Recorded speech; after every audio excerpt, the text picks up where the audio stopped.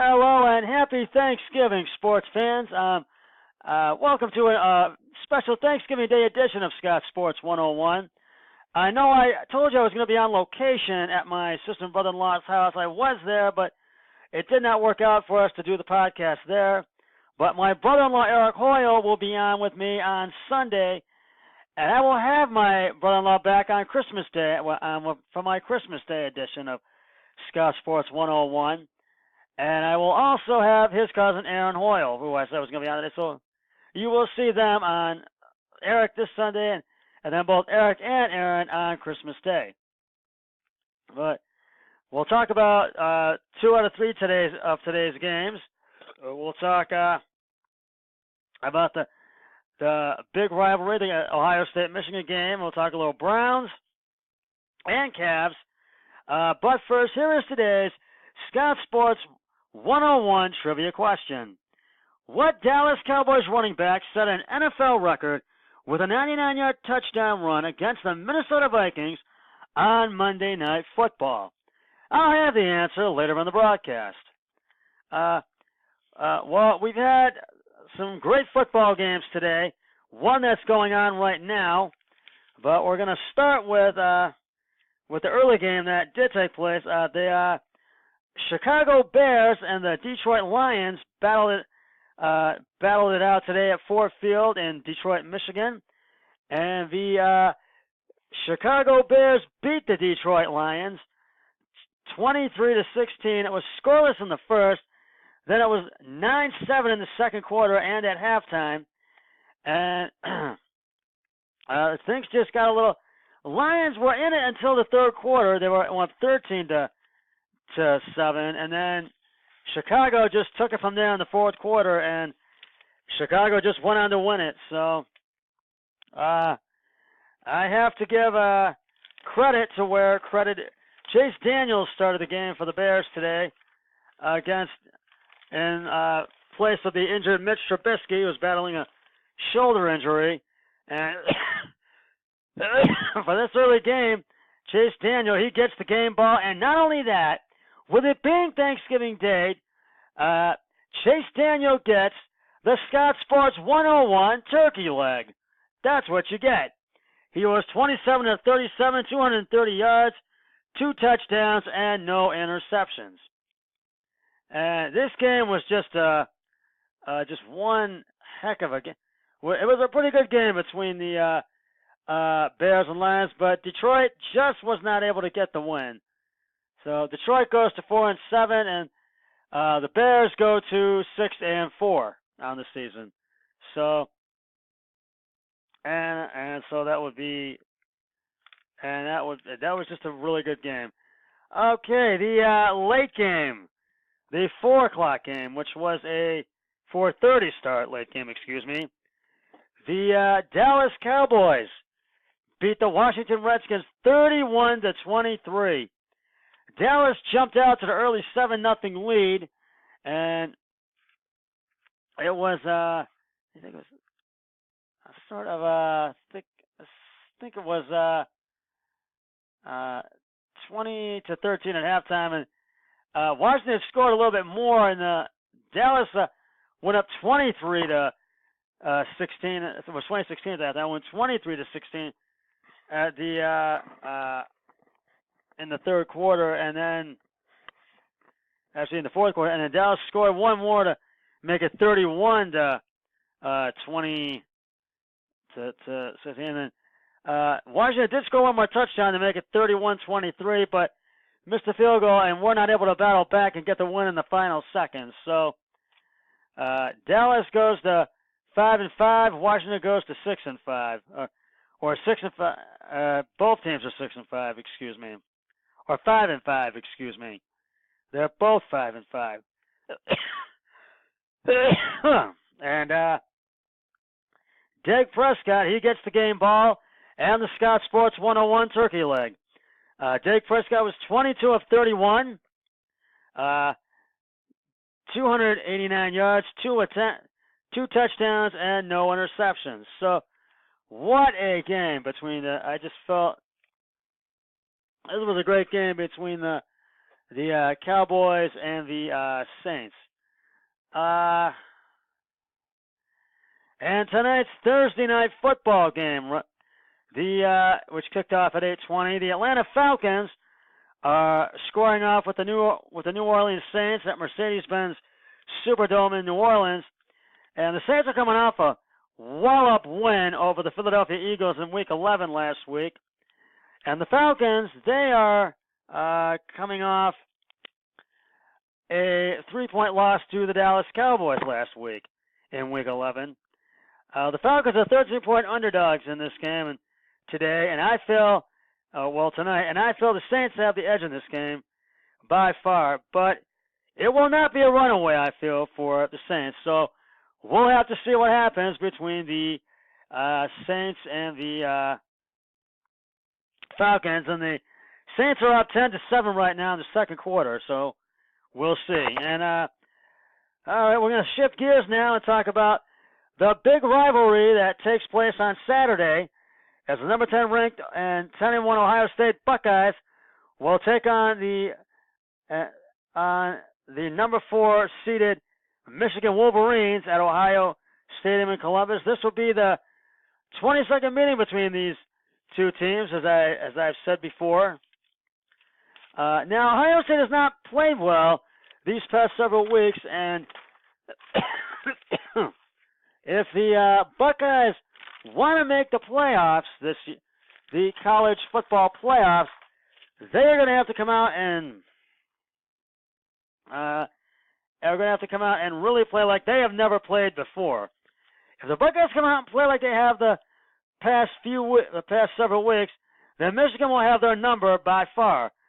On the other hand, if the Buckeyes come out and really dominate this game from the start and play good, solid offense as well as good, solid defense, then I feel the Buckeyes will beat the Michigan Wolverines on Saturday. Kickoff is at 12 noon on Fox.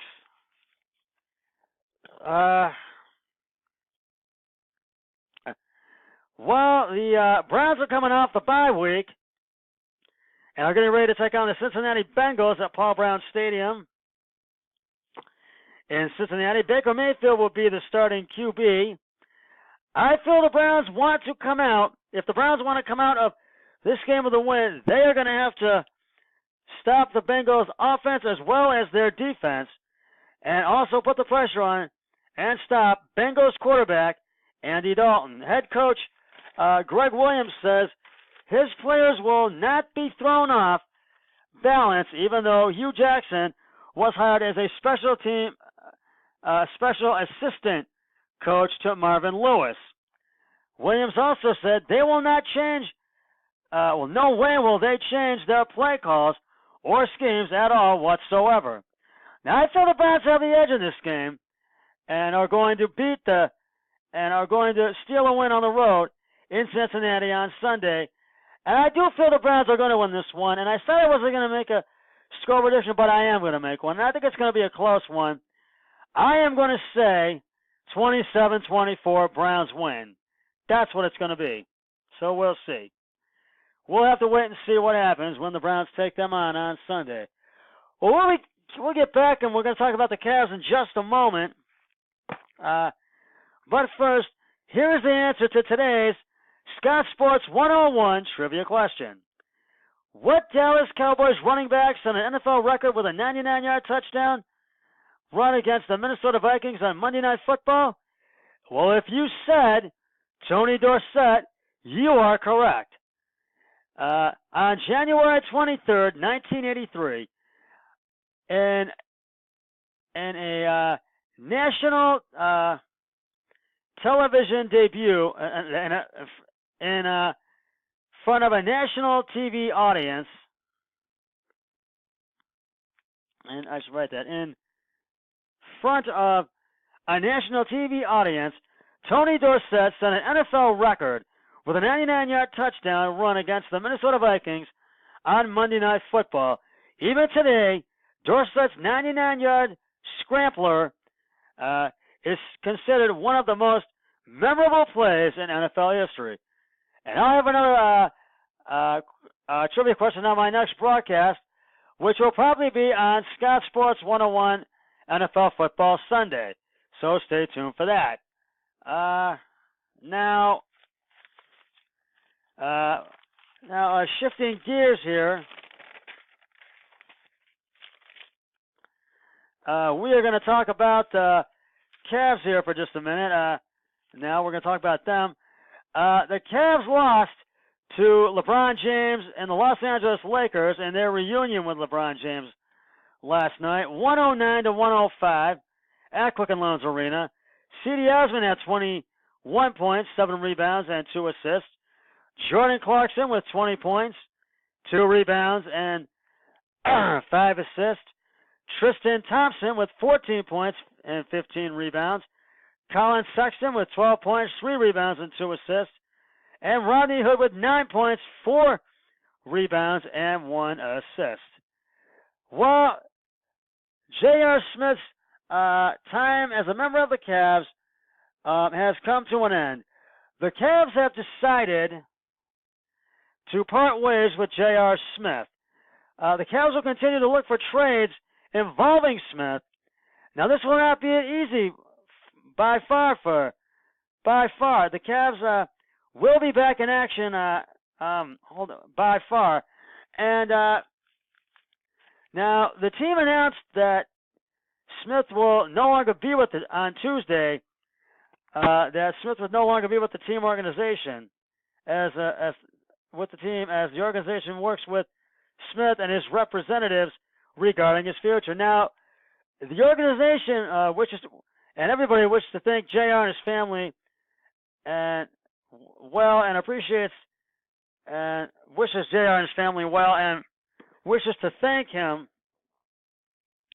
and to thank him for his contributions in the community, to the team, and his role in the 2016 NBA championship that the Cavaliers wrote a statement in announcing the move. The Cavaliers will continue to look for trades involving Smith, and he's publicly expressed his desire for that to happen earlier this season. But in the meantime, Smith will be staying away from the team, no longer playing or attending games. Now, this decision comes on the heels of Smith's comments. The Athletic, following Monday's blowout loss in Detroit, a game in which Smith was moved out of the starting lineup in favor of C.D. Osman and played just 6 minutes. He then accused the Cavs of tanking. I don't think now Cavs GM owner Dan Gilbert and Larry Drew said, I don't think the goal is to win. The goal is to go out there and try to get as many wins as you can. Smith told The Athletic, I think the goal is to develop and lose games and lose to get lottery picks. I think that was always the plan. And I feel that was always the plan as well. But we do thank you, JR, for your involvement in the community and to the team for that 2016 championship that the Cavs won in 2016, as we all know. And the Cavs will be back in action on Friday when they will take on the Philadelphia 76ers at Wells Fargo Center in Philadelphia. Tip-off is at 7:30 on Fox Sports Ohio. Well, that is going to wrap it up for this special Thanksgiving Day edition of Scott Sports 101. I would like to take this opportunity to wish all of you and your families a very happy, joyous, peaceful, and blessed Thanksgiving. I hope you had a wonderful day with your families. And I would like to also take this opportunity to salute the fine men and women who are serving in the military across the country and across the world. And I want to thank them for the freedom that we have, for fighting for the freedom that we have, and that we live in each and every day. So that's just what I wanted to say. And always remember, be a team player each and every day, in every way possible. I'll see you at the post-game show after the Saints-Falcons game has concluded. So long, everybody. Happy Thanksgiving. 3, 2, 1. I'm done.